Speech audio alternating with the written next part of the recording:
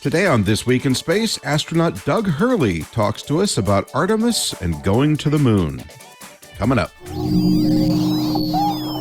Podcasts you love. From people you trust. This is TWiT. This is This Week in Space, episode number 39, recorded December 2nd, 2022. Artemis update with astronaut Doug Hurley. This episode of This Week in Space is brought to you by Wealthfront. Visit wealthfront.com/twit to get started and get your free $50 bonus with an initial deposit of just $500. That's wealthfront.com/twit. Hello and welcome to another episode of This Week in Space, the Artemis I Ascendant Edition. I'm Rod Pyle, editor-in-chief of Ad Astra Magazine, and I'm joined by the unimpeachable Tariq Malik, editor-in-chief at space.com. How are you, Tariq? I'm doing well, Rod. I'm doing well. How are you doing today? Well, I'm okay, and I'm doing extra well because we have the pleasure, privilege, and honor of being joined today by former NASA astronaut Doug Hurley, who is currently the Senior Director of Strategy and Business Development for one of our favorite aerospace companies, Northrop Grumman. Hello, Doug. How are you today? I'm doing great. Great to be with you guys today. We really appreciate you coming on. Now, before we embark on this week's adventure, I'm sorry to tell you that I have a space joke. This comes from Lois Honeycutt, who is a senior moderator at the wonderful Space Hipsters group on Facebook, where I spend a lot of my time. They're our kind of people after all. Why can't skeletons become astronauts? Ooh, I don't know this one. Why? Why? Because it takes guts to be an astronaut. Hey, there you go. Okay, that was a very polite chuckle. And very good. And my guess is they wouldn't pass the physical either. Yeah, probably not. Well, they could pass right through it, maybe, with a slight breeze. Or the physical would pass right through them, right? There you go. Okay. Yeah, you got us there. Ow! Oh, you got the got crickets. Go, Ant, go. All right. There he is. As always, don't forget we're soliciting your best space jokes, so make sure you give it your best shot at twit.tv. That's TWIS at twit.tv. Each week, we'll pick one or two of the best ones and read them on the air with credit to you. No fame, no fortune, just credit. All right, let's get on to some headlines here. First up, we have printed moon bases in our future. A Texas-based company called Icon has been granted $57 million from NASA to develop technology to print structures on the moon using regolith. There will be the plan is to print roads, landing pads, and habitats. Hopefully, it could be usable on Mars as well if they're big enough. This is similar to technology that Icon's developed to print houses near Austin in Texas, which is a community that they are already working on in prototype form. And they have created a Mars Dune Alpha dome that is printed at the Johnson Space Center. And I've seen this technology demonstrated at the Jet Propulsion Laboratory. It's kind of like very thick cake frosting being done in a big spiral. Tariq, what do you know about this story? Yeah. This one comes from the Hill, but of course we wrote about it also on Space, and it's just seems like we keep getting ever closer to that final frontier that sci-fi has promised us, where they kind of grow these habitats that astronauts will use in the future, just out of the dirt, if you will, and this company Icon, has a plan that would make Mooncrete, with robots. You would send them there, and then they would basically 3D print using the materials around there and some other materials there. And NASA has actually had several contests to demonstrate this kind of base making, not just for the moon but for Mars as well. And this kind of is another step in that kind of wild technology that is becoming real stuff to try to get there. So I think it's really exciting to see now. There's a lot of challenges to doing it actually on the moon. You got to space rate all of this gear that they're building and make it as small and as light as possible.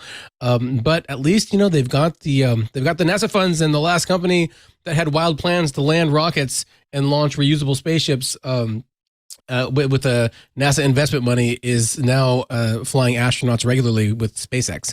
And Doug would know too. He flew on that rocket, and so I don't think right now you can count this kind of company out at all. And it'll be exciting to kind of see how they test it in small scale, maybe on the space station or even on the moon before they actually get there.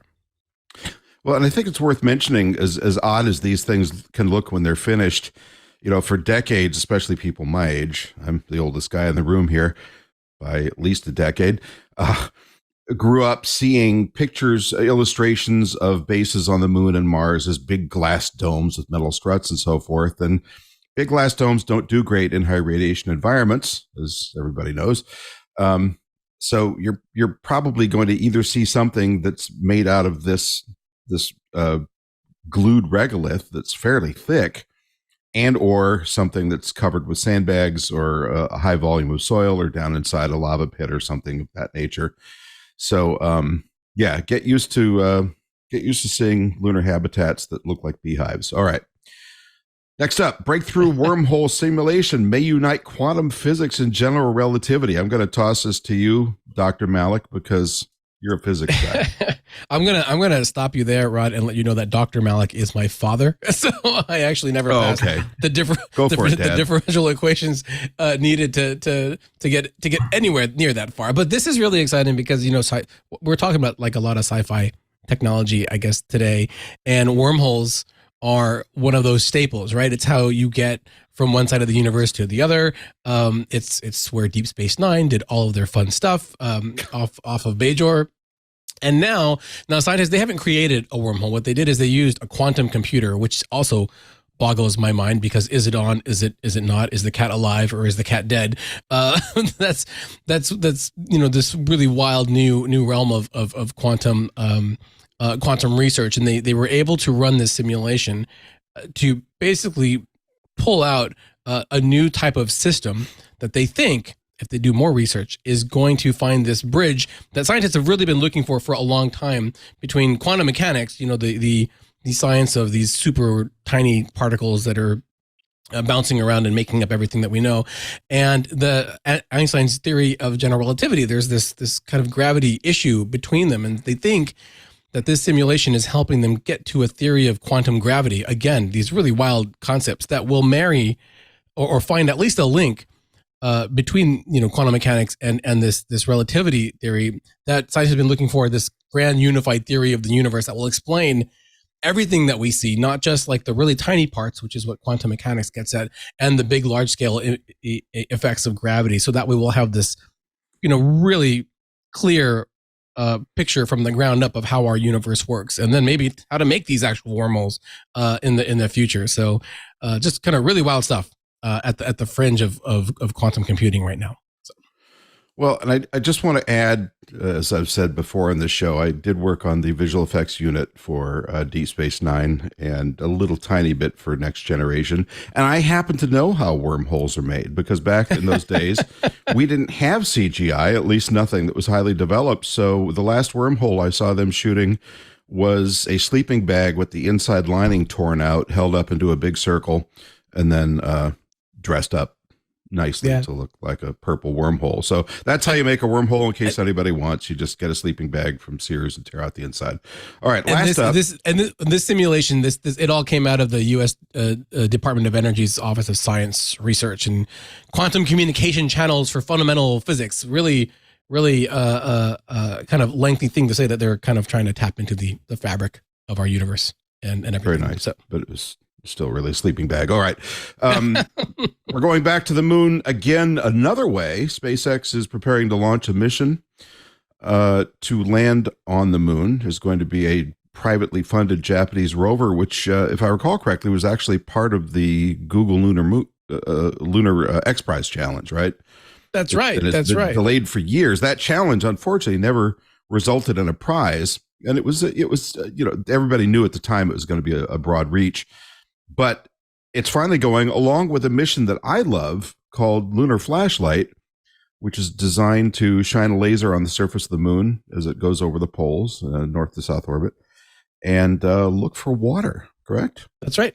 Yeah, this is actually kind of a trifecta because while we're going to talk a lot about Artemis, we kind of just mentioned in our last episode that Artemis, had been a success at that point. So this is our big deep dive, and Colonel Hurley is really going to hopefully enlighten us. But this is a mission that shows that it hasn't stopped there, that Artemis isn't the end all of moon exploration. So SpaceX is launching, it's called the Hokuto R lander, built by Tokyo-based iSpace. and they were a contender in that Google Lunar X Prize way back when. And they're kind of one of the last groups still standing from that whole effort to build a private lander and land it on the moon. Now, they're not going by themselves. They're actually going to carry a UAE rover, Rashid. So the United Arab Emirates is going to have their first lunar rover on this mission too. And the goal, if everything works all right, is that SpaceX will launch the mission, just like they've launched a couple of, they launched Israel's moon mission recently too. So this isn't their first time shooting for the moon. And the Hakuto R lander will land. It will let the Rashid rover deploy. And at the same time on the way there, it will carry, just as you mentioned, NASA's lunar flashlight to look for water ice. Again, a very crucial resource that astronauts are going to need. This mission's had some troubles. It was supposed to launch earlier this week. It had been delayed because of rocket checks. And then we were hoping, as we were recording this episode, to see it launch on the same day. But SpaceX did announce that they want to do some more checks. And, they want to get that right because, going to the moon is no easy feat. You have to hit your target. And so, we're hoping for the best because it does show that there is this continued push that is not just for human spaceflight, it's for robotic as well to explore the moon. And that was from space.com also, that story there. Very good. Yes, thank you for remembering to add that. So let's move right on. Colonel Hurley, thanks again for joining us today. You've had an amazing career in spaceflight. For a guy like me who grew up during the space race, any career in spaceflight is an amazing thing.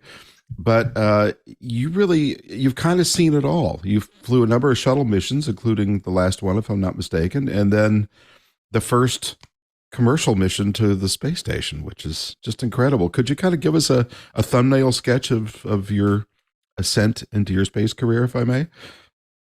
Sure. Yeah, it started out way back in the military, of course, from, my background. I think people are well aware that astronauts can come from an incredibly diverse slate of fields, but mostly it's the STEM fields. And so my background is as a fighter pilot and a test pilot, and was lucky enough that NASA still considers picking a few test pilots for every class, which dates back to the original Mercury 7. So I certainly was not going to be the type that was a medical doctor or PhD like my wife and get in that way. So, but once again, just loved what I did, and it was a kind of a next logical evolution. But yeah, it was when we showed up in 2000. I was the class of 2000, along with 16 other folks, a few of which are actually still at NASA, which is amazing. We had quite a bit of longevity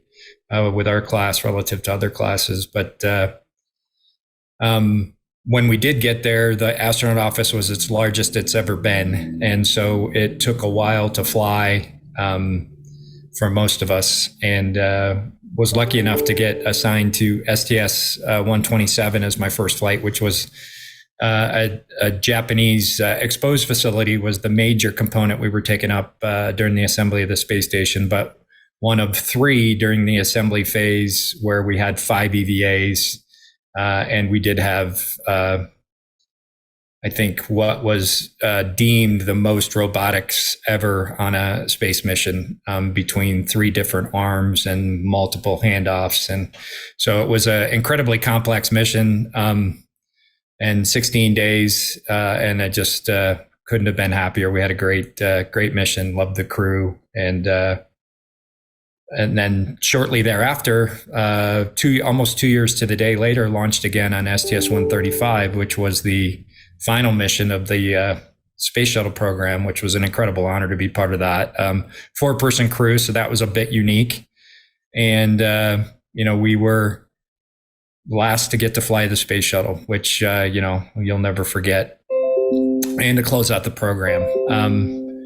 And then, frankly, it wasn't long after that my wife, in fact, it was during the time that we were training for STS-135 that she was assigned to Expedition 36 and 37. And so that was a bit of a challenge at home, just juggling our young son and training trips to Russia and all those things that go along with both of us training for a space flight. But she was able to fly in 2013 on a 6-month expedition.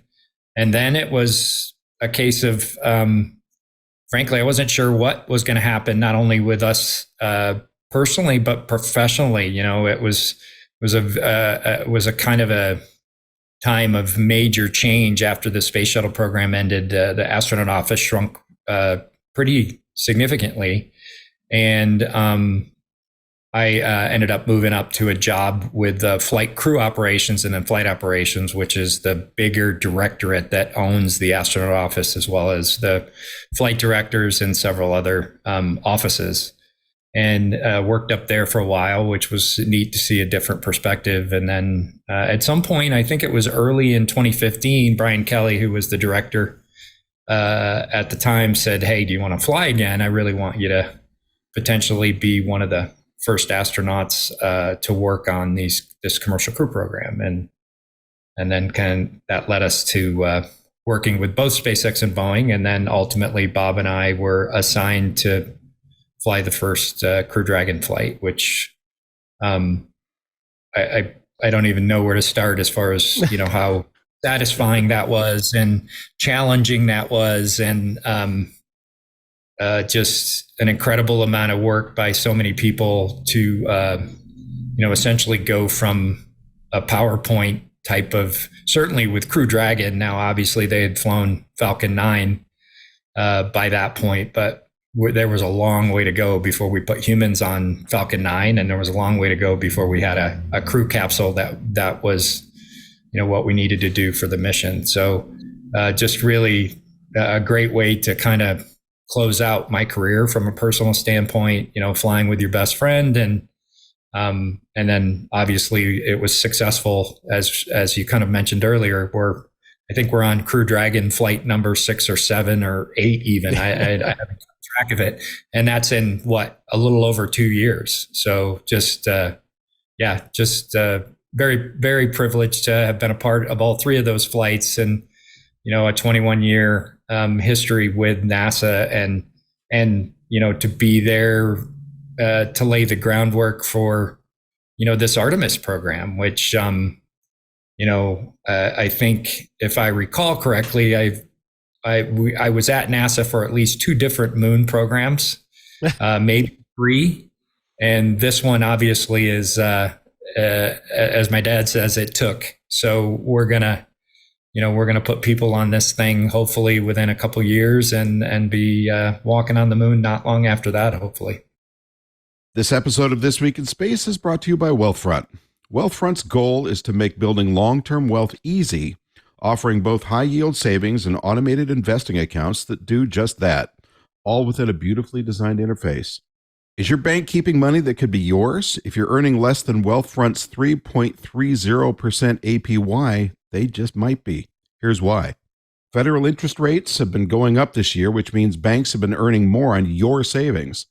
Where's all that extra money going? According to the FDIC, the average U.S. bank has only raised their rate to 0.21% this year, while Wealthfront is now offering their clients a rate that's about 15 times higher with the Wealthfront cash account. It's really easy to sign up. Plus, you'll get unlimited transfers that are completely fee-free and up to $2 million in FDIC insurance through partner banks. There are no account fees, no minimum balance, and if you sign up at wealthfront.com/twit, you get a free $50 bonus with an initial deposit of just $500. Don't let your bank keep the interest you could be earning. Move your savings to a high-yield account like Wealthfront and earn 3.30 APY. Join nearly 500,000 people who already use Wealthfront to earn 15 times more than the average U.S. bank pays. Visit wealthfront.com/twit to get started and get your free $50 bonus with an initial deposit of just $500. That's wealthfront.com/twit. This has been a paid endorsement for Wealthfront.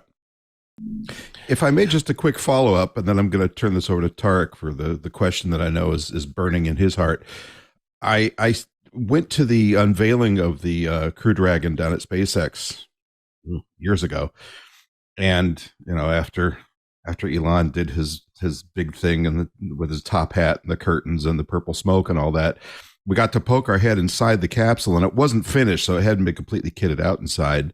But it looked like it would be really large in there for two astronauts. Is that, especially if you'd ridden in Soyuz, it must have looked like you were flying inside a recreational vehicle or something. Is it as big as it looks when you're in zero G?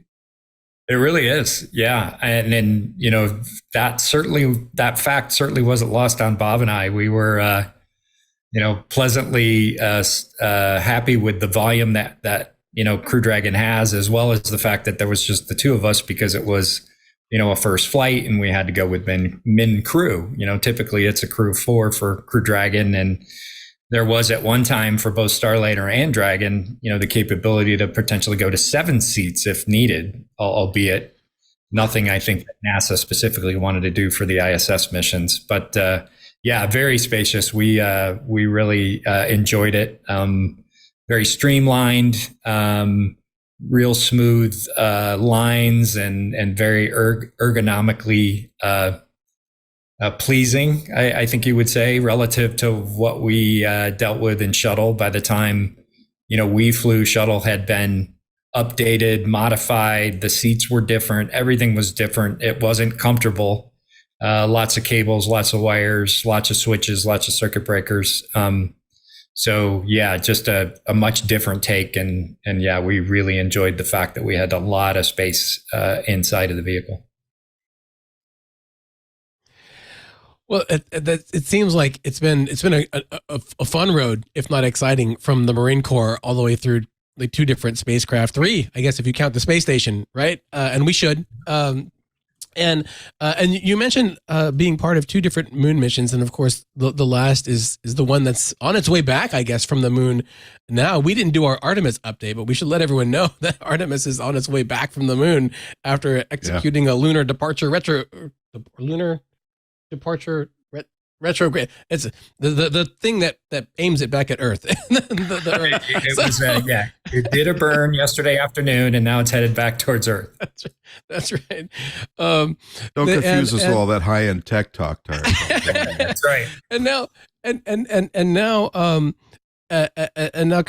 now, of course, you're at Northrop Grumman, very pivotal in getting Artemis off the ground with the Space Launch System and the rocket boosters there. And so, knowing that you were there for 2 different moon missions, Constellation, and of course now Artemis, and then I assume you were there right at the launch on November 16th of 2022, when it lifted off and became the most powerful rocket on Earth to get Orion into space. Yeah, I absolutely was. Yeah, we had gone down a few days before, and we had some press interviews that we were doing for Northrop. It was just a real privilege to finally be there and see it. And for me, what resonated, because I was constantly asked on the lead up to Artemis, what's the ride going to be like? What's it going to sound like? What's it going to look like? And it was like, I think based just on what little engineering knowledge I truly have anymore, it's going to be a little bit louder and a little bit brighter, and it's probably going to lumber off the pad a little bit more than shuttle did. And frankly, I wasn't surprised by any of it. It was just incredible to be a part of it, and we were fortunate because the cloud cover that we had earlier in the evening pretty much dissipated by 1:47, I think, whenever we launched. And so it was really neat to see it almost to the point you could see it almost to main engine cutoff. Huh. And so that was pretty neat. And it definitely, just hearing that distinctive crackle of the solid rocket boosters, I was really looking forward to that, because obviously we hadn't heard that since 2011. And so, just really neat to be a part of that. A small part of it, obviously, but still, just to be able to witness it in person was pretty neat.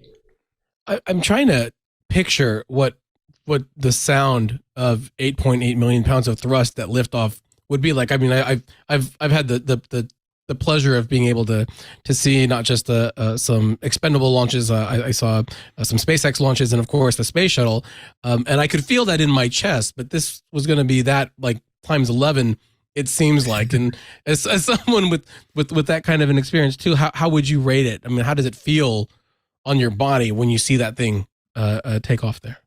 Yeah, I think you hit it right on the head. It's like shuttle, but on steroids. It was, yeah. I mean, that's how it felt to me. I mean, the only thing that appeared to be distinctly different, and I don't know if you remember this, but I probably saw 20 maybe shuttle launches in person in my career, maybe more. And shuttle got off the pad in person very fast. And I had a feeling that I don't know if you remember, and I only have seen video of Saturn V, but that thing, I mean, it was like, okay, come on. It was Do it today, please. Coaxing it airborne, and this was probably somewhere in the middle, which makes sense based on kind of the thrust profile and the weight and all those different things. It went quicker than Saturn V, but maybe not quite as quick as shuttle, but that's what you'd expect. But I'm certain the ride would be pretty similar to shuttle in a lot of ways, although being on top of the stack rather than alongside of the stack, maybe that's going to have some differences. And, we'll have 4 opinions on that, hopefully in the next year or two. Well, I'd love to have my opinion, and eventually I did not see this launch. I had a couple of reporters out there for the magazine I edit, one of whom is about my age, so he had actually seen a Saturn V launch. Okay.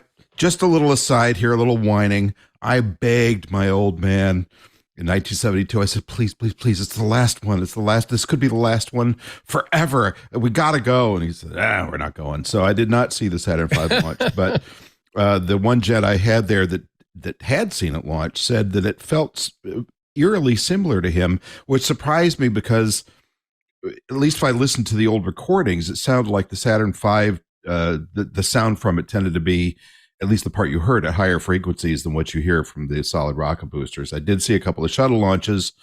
One was during very thick overcast, and I don't know the physics of how clouds affect the acoustics, but that one was really, really loud. But I am looking forward. I think you get a lot of that bounce back around, especially if you have a low overcast where you would get an amplification of the sound, I would almost bet. Well, I apologize for geeking out here about rocket launches, but I mean, they are like one of the great moments of human technology. So Artemis I has made that burn that you were talking about and is heading back to Earth. This has been a splendid mission so far. We waited a long time. It was a few years late. Then we had some launch delays, which are understandable because you want the thing to do what you want it to do. Can you just go over some of the highlights of this mission and why they're important to the next 2 flights?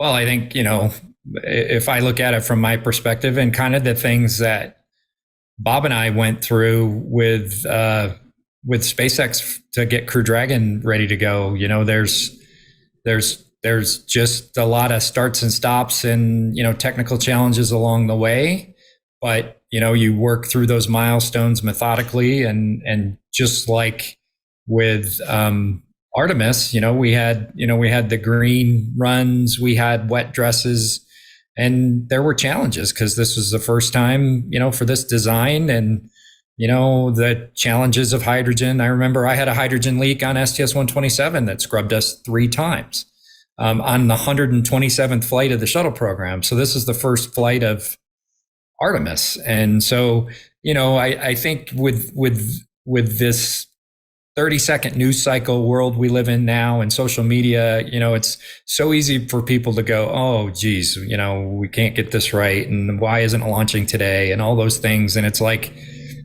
the alternative is never good. Living through what happened with Columbia and going through some of the experiences we had with SpaceX, where we blew up a rocket in 2015. We blew up the DM-1 capsule in 2019, spectacularly during a ground test. I mean, you just don't want to rush these things, and you don't want to cut corners, and you don't want to take chances. So I commend, the NASA team, as well as all those contractor teams that were involved, that just kind of tuned out the noise, tuned out the negative things that were being said or speculated about, and just went and did their job. And as you can see, I think it paid huge dividends. And certainly the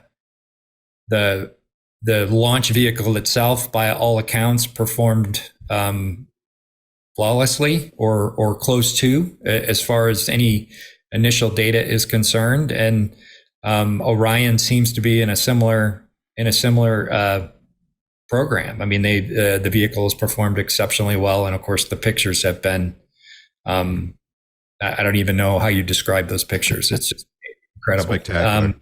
It just really is. Generationally, we haven't seen anything like this. So, and now, you anticipate that, when one of the crew takes a picture with one of these newer cameras, it's going to be unbelievable. Just a very quick follow-up. Sorry, but you mentioned the images coming down. I think we have, if I remember correctly, you have 24 cameras on the exterior of Orion. And, not to go back to the old man's playground here, but I just want to point out to younger people, when you were watching the Apollo moon flights, and it was an amazing time to be alive, because these incredible missions of exploration took off sometimes as often as every 2 months. That was really something. But when you were watching those, you had two ways of seeing what was going on. There was a low-res, and I mean low-res, black and white video camera inside the cockpit, which was later color. Then there was the camera that was deployed on the lunar surface. And this was worse than VHS for anybody who remembers VHS. It was way lower resolution than that. If you wanted pictures from the outside of the spacecraft or from the lunar module during landing or any of those things when it became a radio show for us back in the day, that all came from 16 millimeter film. The film frame was about the size of your thumbnail. So it didn't look like a whole lot. It's been enhanced over the years and all that, but I always try to put myself, I used to work in the film business, try to put myself in the mind of that guy at NASA who's handed this can of film, about 4 inches in diameter, from that little military derived camera inside the lunar module or the command module. Somebody says, okay, go process this. Don't mess it up. It's all there is from that flight. I mean, you talk about pressure. Anyway, sorry, Tariq, I just needed to add that in. On to you.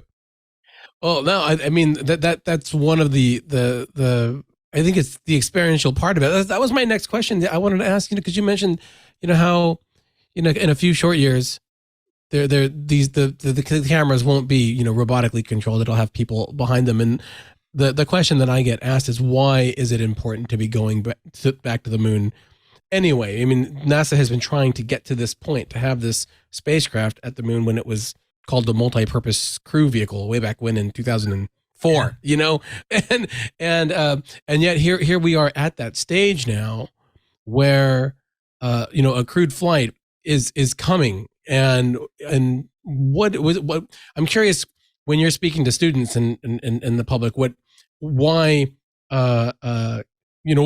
you tell them to kind of really highlight why it is important to kind of go back there, what we can't do with robots, that kind of thing.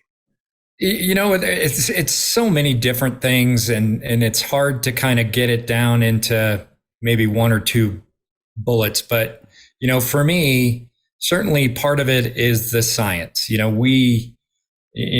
hate to use the cliche, but we barely scratched the surface from a scientific standpoint when we went to the moon during Apollo. I mean, really, it was, I think, what they called the J mission. So the last three or so were quote unquote scientific missions, per se. And we sent one geologist in the whole history of the program. So I think that's part of it. But for me, and for obviously for you two, and for many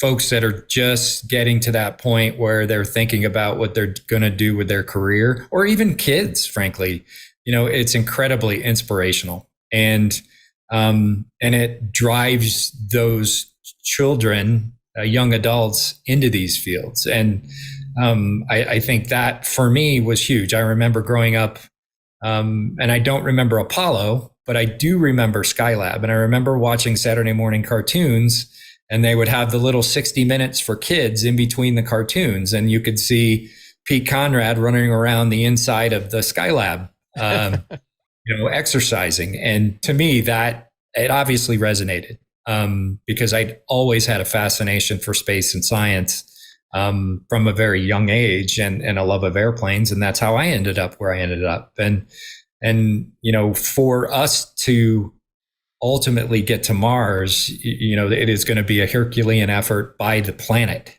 Public companies, private companies, countries, space agencies, you name it. And so that means that, this next generation, that's going to be on their shoulders to get us there. And then I think the third thing, frankly, is just for me personally, and I think for many of us that get into this field, it is the exploration side of it. It's that going into the unknown, doing something for the greater good, participating in something bigger than yourself, and being a part of it is, it's an incredible honor, but it's also, what we do as human beings, as a species, or what we should be doing. I think that's a really excellent point. And if I can hinge off your earlier comment about the 30-second news bite world, again, I don't want to spend too much time back in the space race years, but during that time and Skylab and the first half of the shuttle program, the news you saw was curated by people that generally had some expertise in it. It was primarily television networks, newspapers, magazines, and so forth, and radio. And it was curated. So there were gatekeepers, and there were people who knew what they were talking about, generally, depending on the network of the reporter, at least to a level sufficient to give you the story. We are now in a world where we see this information coming from literally hundreds of pretty good sources, thousands of not very good sources, a lot of it very underinformed. Of course, there are the conspiracy sites and so forth, but I'm not going to talk about those because they're not really important. But where I'm going with this is, in all this noise, NASA still has to find the best way to tell their story. And this has been an interesting challenge since the early days. If you look at surveys, Gallup polls and Pew surveys and so forth, all the way back to the mid 60s, it's amazing how consistent the public perception is. It's about 50-50 or 60% positive. Do you like NASA? Do you like what NASA's doing? People are really behind that. Then you start drilling down a bit and getting into more specific questions like, do you think humans should go back to the moon? And in some surveys, year to year, that can fall as low as 15 to 20%.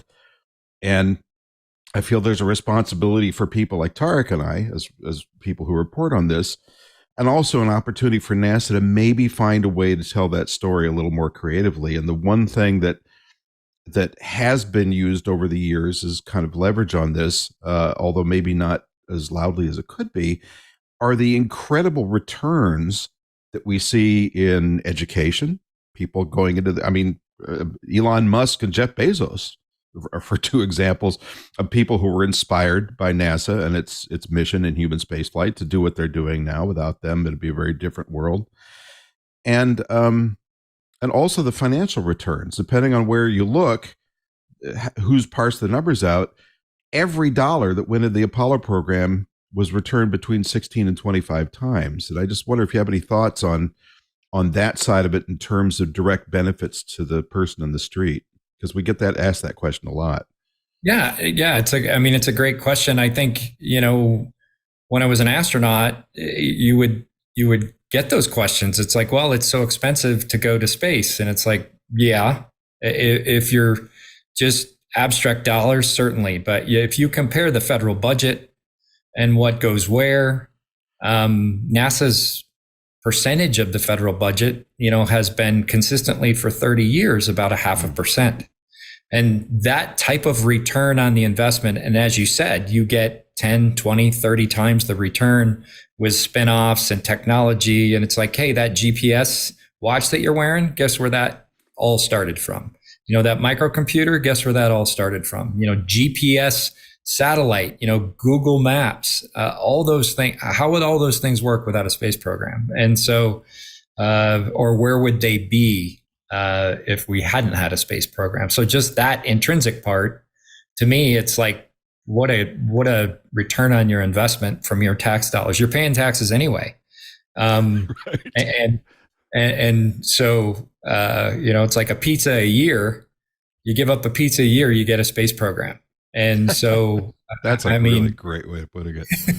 I mean, it really is. It's literally pennies on a dollar. And then for me, it's the inspiration. It's the technology. And then, you think about, I remember, seeing that from one of the Mars rovers, the Martian sunset. And that still is just etched in my memory. And I think about when a human sees that for the first time and what that is going to, I mean, everybody on the planet that has a device with which they can watch that is going to watch that. I can't even imagine what that's going to be like, let alone what it's going to be like when we have, some of my friends and former colleagues, close friends, maybe, that are going to be walking on the moon here in the not too distant future, and what those pictures are like and what those videos are like and how that inspires.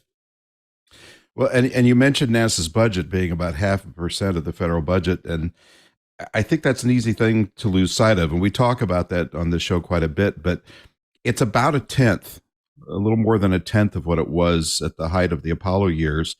And yet there's so much more going on. There's so many more planetary missions. There's orbiting space telescopes. There's this huge human spaceflight effort with Artemis I. And, oh, by the way, we have this magnificent space station going around the world every 90 minutes. Exactly. So there's a lot more going on for a lot less money. And again, parsing numbers is tricky, but as much as people have griped about the cost of SLS, it's still a lot cheaper than the Saturn V was, by almost an order of magnitude. So yeah, the peak NASA budget, I think it was fiscal 66, was 5.5% of the federal budget. 5.5% compared to 0.5. So you're exactly right. It's the rate of return on the investment is significant, and and you're seeing NASA do that as well, where you're ceding more of the development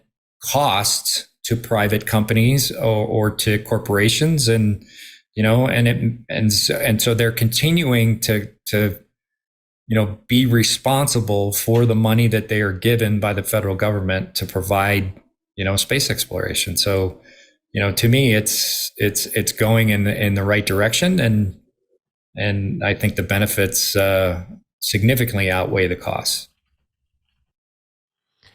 About that inspiration, Doug, to follow up on that, when we spoke last, I think it was before the first attempts for Artemis I, right. and you had mentioned that you were hopeful that you could bring your son Jack to see a launch. And I know that this actual liftoff was during the school year, but was that a special case to miss school that you and your wife? We should mention that your wife Karen Nyberg, also a veteran astronaut too.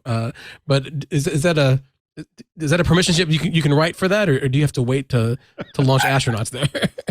That's a little bit of a challenging question to answer. So we tried for the first attempt, and then for this second, unfortunately for this second go around, when Artemis actually launched, it was just me. Karen and Jack ended up staying back here in Utah, unfortunately. But the promise that the three of us made to each other was, when our friends are on the rocket next time, we'll just have to do whatever it takes to make sure we're all there. Okay. Well, I hope so too. I hope to bring my family. My daughter doesn't want to come to see rocket launches from Virginia anymore, and I think it's a 5-hour drive that gets her now. So, yeah. Speaking of launches from Virginia, Northrop Grumman, of course, launches the Antares rockets there, and they build the boosters, the 5-segment solid rocket boosters that really pushed Artemis on its way. And I know there's a lot of shuttle legacy in on the Space Launch System itself, but I think that I did want to kind of spend some time to ask you why the rocket even needs those. I mean, you're there at Northrop Grumman on the ground floor. Why does these Artemis moon rockets need these giant boosters anyway, that were used for the space shuttle? Yeah, great question. The design of the vehicle was such. I think they finalized the design sometime around 2010 or so, and there was a purpose built, direction to reuse shuttle hardware rather than just discard it. And so that was incorporated into the design. And I'm not sure at the time exactly what was remaining from what we called the SSMEs back then, now called the RS-25s, the main engines, as well as the boosters that we called the SRBs. How much of that hardware remained, but for us specifically, what was then ATK or orbital ATK, now north of Grumman, we've got enough flight sets of solid rocket boosters to provide shuttle heritage parts all the way through Artemis 8. And then we're 8. Wow. Yeah. So Artemis 1 through 8, we have enough hardware. I would be just estimating, but I think the RS-25s that Aerojet have, it's probably on the order of maybe the first 4 or 5 flights, but I would certainly just be guessing. And then, in both cases after that, we have a plan to develop a composite booster, Belay, so a lighter weight booster with similar performance, which we've already started working on, and we plan to actually do a first full-scale test here in a couple of years with that booster or with that design, and then that would be flown ultimately on the Artemis 9 flight and subsequent. And that you mentioned, like that tweak design would add additional, I guess, lift capacity because it would be lighter weight then at that point in time? Yeah, absolutely. Yeah. So I think we're estimating about 5 metric tons of additional capability into orbit. So it's pretty significant, because certainly now we're using the repurposed shuttle cases, which are steel and they're heavier. And then, of course, you can do tweaks with the nozzle designs. You can do tweaks with the propellant, but really the major difference is going to be just the lighter weight with the composites. And I was, NASA threw around that 8.8 million pounds of thrust for liftoff a lot, but I was surprised to find out that most of it came from those boosters that you built there. And I was just wondering, is it just because they're that powerful and that's why, or is it, do they save the main engine performance for later in the flight? Well, it's the similar, I guess, launch profile that shuttle had. You want the greatest amount of thrust to get you through the thickest part of the atmosphere, and then the main engines can kind of take over after that. And so, yeah, we've got each booster. Now, I think most folks realize these boosters are different from shuttle in that they are 5-segment boosters rather than 4-segment boosters. And if they don't, now they know that. So they are more powerful. And then each booster produces about 3.6 million pounds of thrust, which is just mind-boggling. So yes, you're correct, Tariq. About 7.2 of the 8.8 million pounds of thrust at liftoff is from our boosters, which, of course, if you can't tell, we're pretty proud of that. Just a point I want to make about the RS-25 engines. So I think there are a lot of people, at least I remember people asking me questions when I was doing talks, and I'm far from an expert on any of this stuff. But I remember sitting in a class at UCLA, an engineering class back in the 70s, one of the few I took. And there was a guy there who was talking about, at that time, I guess it was Rocketdyne that was designing that engine. Mm-hmm. And they were talking about, I think it was a liquid oxygen turbo, or one of the turbo turbines had to spin up to about 35,000 RPM in about the time it takes to say this. And I thought, a piece of grit, a hair, I mean, the things that could go wrong. And I just thought, can they do that? And the shuttle program in its origins was very, very aspirational. And not everything got quite where they wanted it to be, or at least not at the price or the frequency that they were hoping for. But that technology on that engine continues to blow my mind, because these things aren't brand new. These are basically bits of recycled technology you're using, and yet they hold up and they continue to do this amazing job at pressures and speeds and stresses that just boggle the mind of a non-engineer. It's funny that you mentioned that, because we were talking about that, leading up to the launch. And of course, we were there with some of the folks from Aerojet Rocketdyne, as well as the Boeing folks and the Lockheed Martin folks and the Jacobs folks. So everybody involved with the different portions of developing SLS.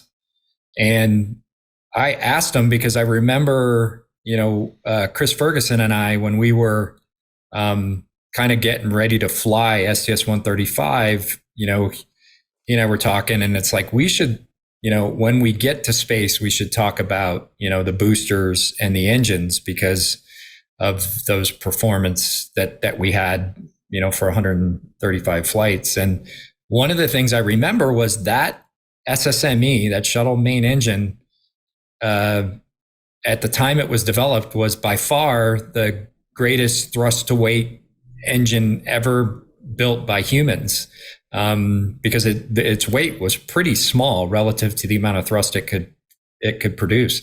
And the Aerojet folks were saying that they think it's still the case, that we've not built an engine with greater thrust to weight than that particular engine. And so that, like you said, it's just an incredible testament that something that was frankly developed in the late 70s, mid 70s, I think, when that engine was going through design and evaluation. And so that it's pretty neat. And then once again, getting to use them, one final time. In fact, I think if I remember correctly, 2 of the 4 RS-25s were from STS-135. So pretty neat. Oh, no kidding.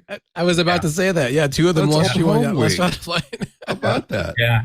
Yeah. And there was also a piece of I think both were on the right booster, but there was a piece from STS-127 and a piece from STS-124, which was one of my flights and one of my wife's shuttle flights that went into space as well. So pretty neat. It's pretty special. You probably didn't do it, but had I been you, I would have been tempted to take out my Huckleberry Finn jackknife and go down and scratch my initials in one of those engine nozzles, just so I could see what I got on SLS. But I suppose that's not done. No, that would be frowned upon. I was curious about that sentimental nature, because this was the first mission with these types of boosters that we've not seen them come back, right? Because in the space shuttle missions, they would separate, they would deploy those parachutes, they'd drop in the ocean, the 2 ships would go out, they'd pick them up, and that wasn't the case there. And I assume it's because of the performance. So you need all of the boosters capability. You don't want to kind of maximize that rather than spend it on parachutes in a ship that's going to go way further out to go get them. But is it a little sad to not get those boosters back there? Yeah, of course, sentimentally, but that decision was, once again, that was a design driven decision, that the reusability part of it, even though we see cases now where reusability is extremely valuable, the kind of the way I look at it is, with this particular design, we had 2 options with this hardware. We either use it or it never gets used again, and it gets discarded in some other way. So ultimately it was going to be discarded. And I think from,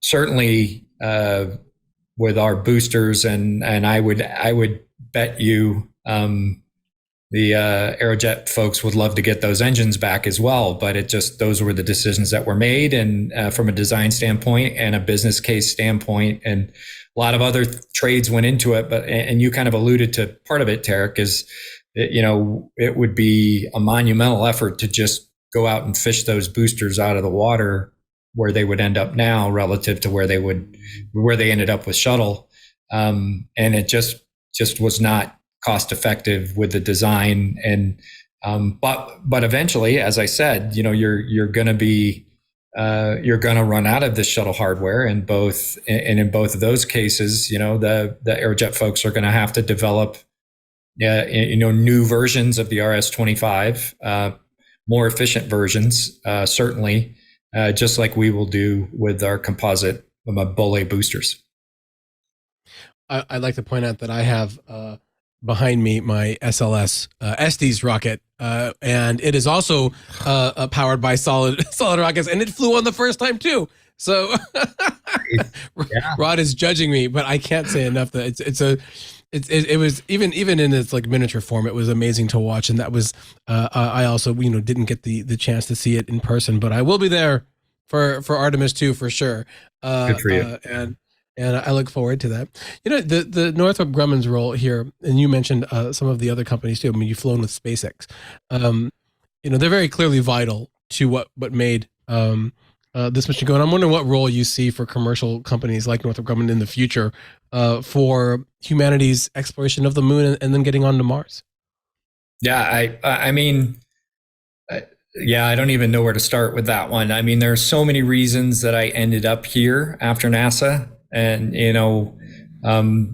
part of it was that human spaceflight heritage. I think, with the boosters that they were built out here during shuttle, I visited out here many times. We used to come out here fairly regularly to give out the Silver Snoopy Award, to employees of, at the time, ATK and Orbital ATK. So, that part of it, that heritage, of course, Northrop built the LEM.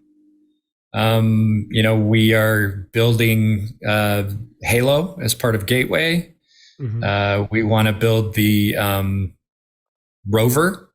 We want to build a lander again.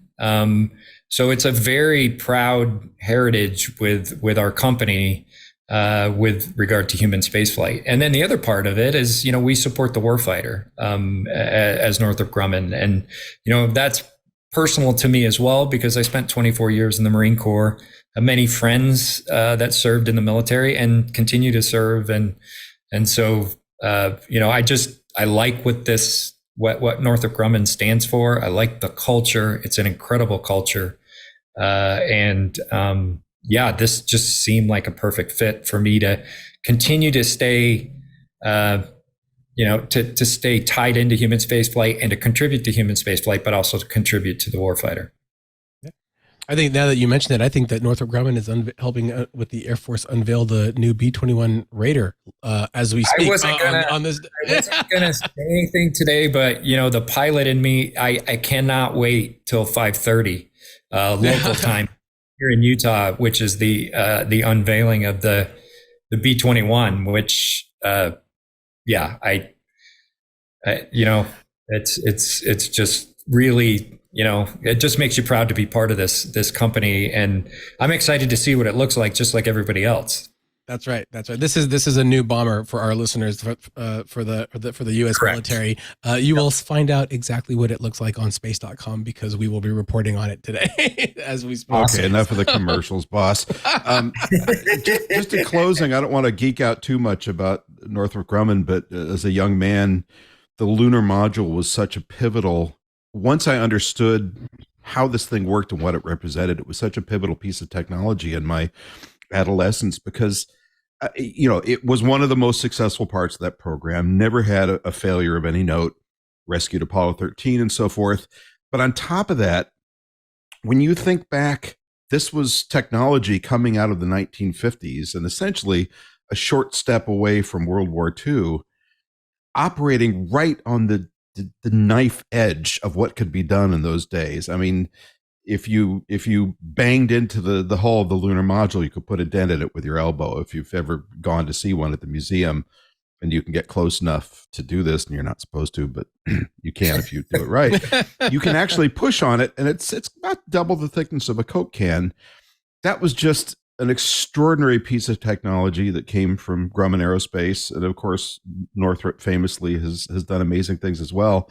So again, I'm burning more time on this than I probably should, but just that heritage is just so amazing. And when I heard of the awarding of some of these contracts to your company, I thought, yeah, those are the right guys. So Yeah. onward. You know? Well, yeah. I have my Grumman lunar lander glasses right here. There you go. So. Yeah, I mean, you don't realize, and I mean, until you get a little older, and you work around designing spacecraft and aircraft, and you realize just what an incredible effort that went into that lunar lander in Bethpage. And I mean, there's I think one of the From the Earth to the Moon episodes that Tom Hanks did years ago, Right. Is specific just to the lunar module and the lead engineer designer and what they went through to get it to that point. And obviously it performed flawlessly for what it was designed to do. And then on top of it, as you said, it saved the crew of Apollo 13, frankly. So really neat. And then just the other little bit of trivia is the F-18, which I flew for a couple thousand hours in the military. The back half of the F-18 was made by Northrop Grumman. So, it was destined that I end up here. So I'm very happy that they found a spot for me. Well, we both want to thank you for making time for us today. And one of my aspirations in life, although it's getting a little late in the afternoon for it, is to be able to say something offhand like that I flew in for a couple thousand hours. But I somehow I don't think that's in the cards.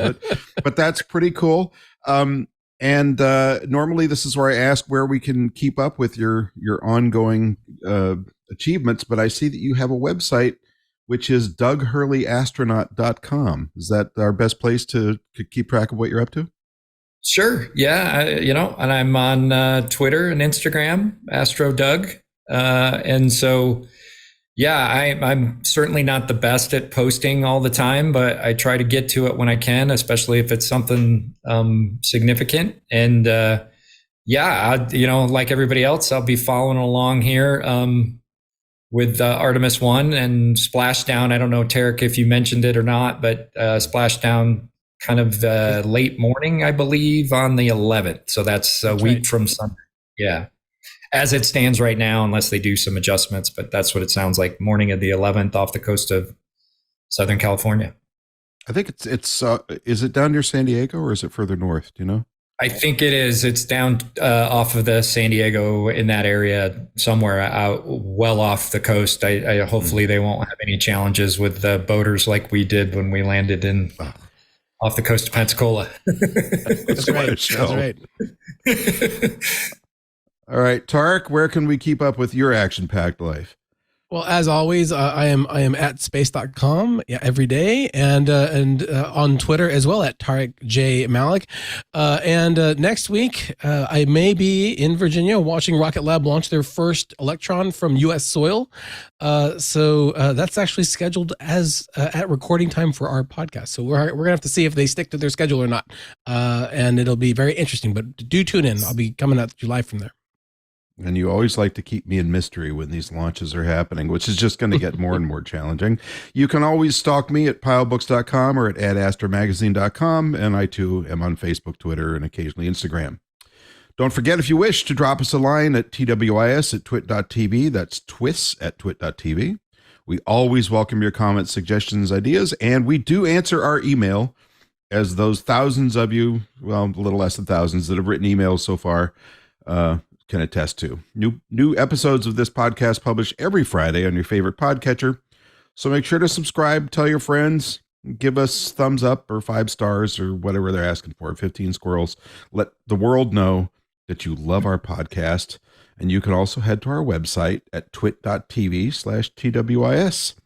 Finally, don't forget that you can get all the great programming on the TWiT network ad-free on Club TWiT, as well as some extras that are only available there. Tariq and I talking off mic occasionally for just $7 a month, and you don't need any blue check marks to do it. You can also follow the TWiT Tech Podcast Network at TWiT on Twitter and on Facebook, and twit.tv on Instagram. Thank you very much. We will see you next week. Hey folks, I'm Ant Pruitt, and what do you get your favorite tech geek that has everything?